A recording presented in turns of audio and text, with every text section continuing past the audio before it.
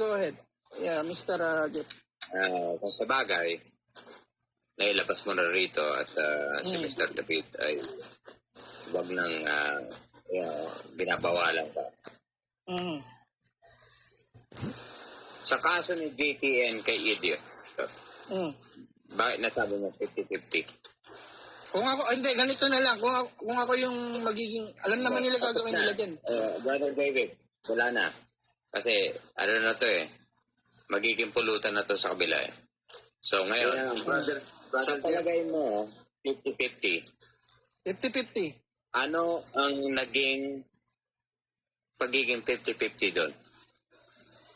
Okay, una sa lahat. Kahit umakyat yan, magiging 50-50 pa rin yan. Already matatapos yan. Ganito yan, Sir David. Ganito yan Alam din naman nila yung gagawin nila Alam din naman nila yung gagawin nila Yes, bakit? Yeah? Sir David. Ngayon, kasi ito na, wala na, naisiwalat na rito So, ngayon, so we have to cover sa palagay mo ngayon ay 50-50.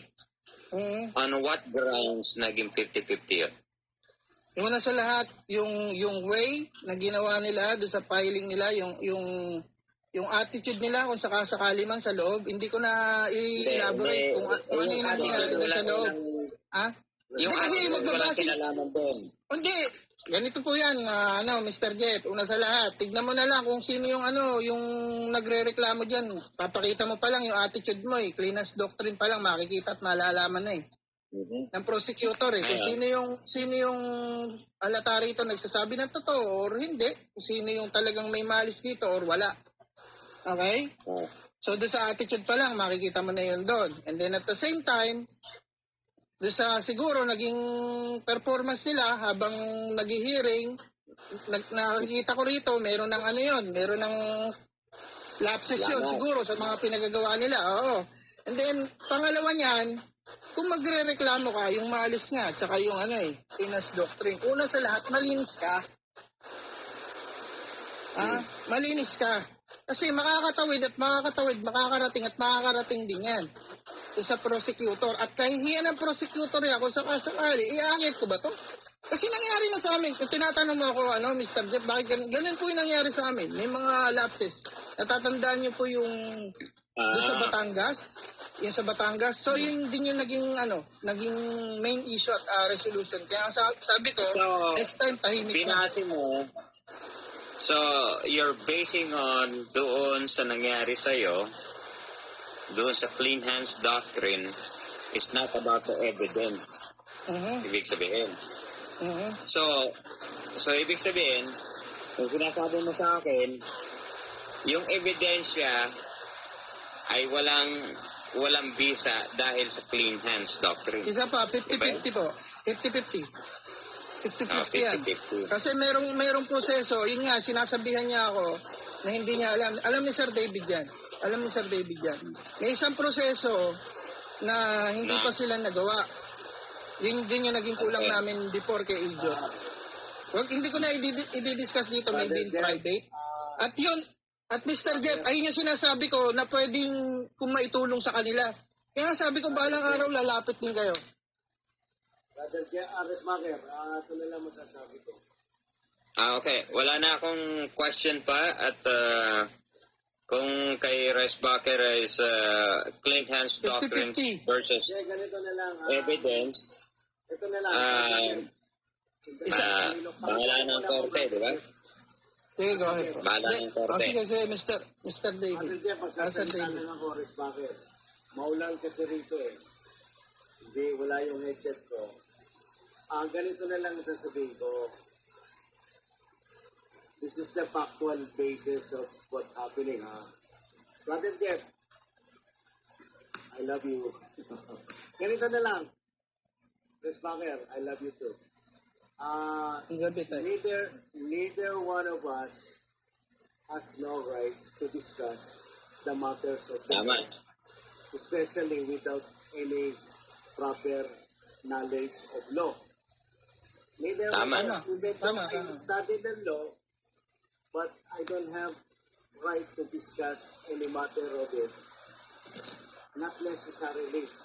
Please. Hindi, ganito Sir David. Kaya ako lang naman It's nasabi only yan. speculation. Oo, it's speculation. Ngayon, Tsaka, speculation na yun. opo. Diba? Ganito lang. Kaya ako nasabi po Oo. yan. Kasi ganito po yun. Ito po yung realidad. Ito yan, ha? Hindi na kailangan pa. Kasi you speculate it's gonna be 50-50. 50-50. Right? Yeah. So, but, sinabi ko nga sa iyo, Resbacher, you don't know the outcome of the case. Alam mo kung bakit. Diba? Clean Sige po, hands doctrines. Clean hands doctrines and evidences, it doesn't matter. Kung masama kang tao, Ayun, tama yun. pag ikaw ay nabalahura, nasira ang pangalan mo, it doesn't matter kung malinis ka o hindi. The evidence will speak for itself. Totoo po yun. O yun. Totoo po yun. Yun na lang. O, sige, ako na po yung So, magtatanong po. Ako magtatanong Hindi sa ka inyo. judge. Since ganyan po Hindi yung ka opinion judge. nyo. Okay, ganyan po yung opinion nyo, Mr. Jeff. Okay, sige, ako na lang po magtatanong po sa inyo. Okay, nandito na sa akin lahat ng nandito na sa akin yung lahat ng ebidensya para at least alam din ng kabila. Ito, hindi ko sinasabi to dahil para kumbaga to discourage them. oo, yung kabila. Inaano ko lang dito na ganito yung magiging proseso. Ganito yung possible kasi na mangyari. Okay? Kaya wag tayo Possible magbibilang pala, ng wag tayo magbibilang agad ng sisiyo hangga't hindi pa napipisa yung itlog. So ganito po, may tanong ako kay Mr. Jeff. Okay, ganito. May tanong ako kay Mr. Jeff. Okay, sabi niyo po Huwag ka na ganito. muna magtanong, ganito na lang, Resbacher. Brother Jeff, please lang. Pakinggan lang ako. Malaki. Alam mo, Resbacher, kung sino yung inaano mo rito.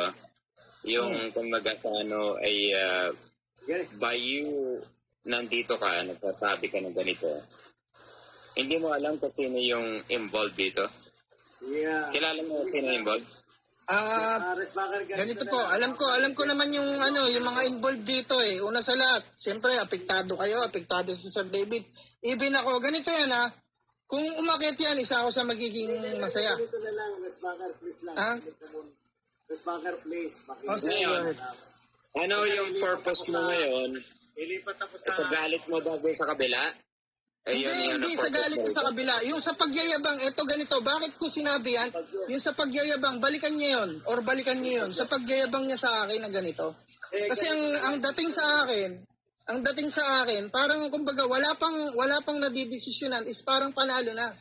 At parang nagdidiwang na sila. Bernie, Ha? lumabas na yung Walang ganon. ibig Sige, sabihin, go ahead. parang natatouch yung ego mo. Ito na ang kasasabihin. Hindi nga eh. Ginanon niya nga ako eh. Ginanon niya nga ako eh. Sinabi niya nga sa akin yun eh. Hindi ka muna. Ngayon sinasabi ko lang yung side, yung opinion ko. At sinasabi ko,